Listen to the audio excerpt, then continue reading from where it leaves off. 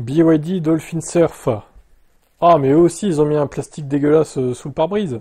Mais qu'est-ce que c'est que cette mode, à la con? On n'en peut plus. Ah, la Seagull devient Dolphin Surf en Europe. Toujours les noms d'animaux marins, hein.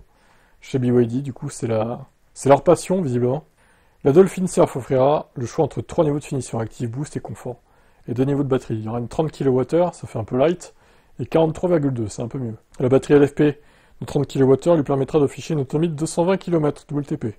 Tandis que la version 43,2 kWh, pour être précis, 322 km d'autonomie.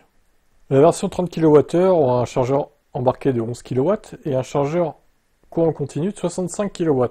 C'est pas si mal pour une petite batterie comme ça. Il permet tant de se recharger de 30 à 80% en 25 minutes.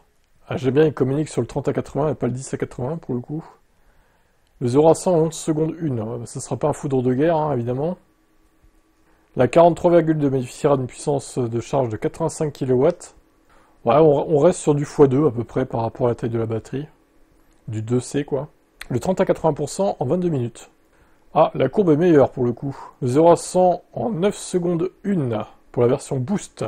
Ah non, attendez. Boost 12 secondes 1 et 9 secondes 1 pour la version Confort. Plus haut de gamme. Putain, tu gagnes 3 secondes. Alors attendez, par contre, il y a un truc qui me chiffonne là.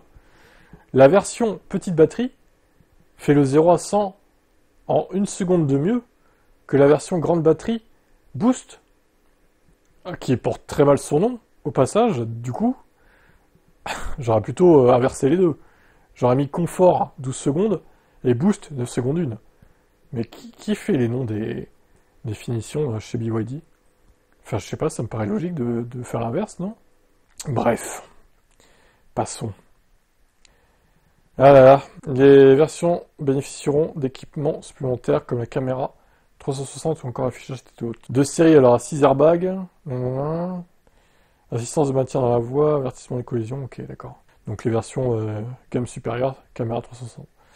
Ok. Tu auras du noir, du beige, du bleu et du vert. Comme on voit ici, avec... c'est un peu acid yellow qu'il y avait sur le Kona 1 à l'époque, que j'aimais pas du tout. Bah, c'est à peu près la même couleur, hein. Pour le coup, on reprend à peu près la même teinte. Elle sera présentée le 21 mai. Dans quelques jours, les tarifs seront prochainement communiqués. Ah là là, bon alors niveau tarif, il faudrait qu'elle se fasse aussi bien, voire mieux qu'une R4 ou une R5, hein. Même mieux qu'une R5 parce qu'elle a moins d'autonomie. Donc il faudra qu'elle soit moins chère que la R5, obligatoirement. Sinon elle ne se vendra pas, tout simplement.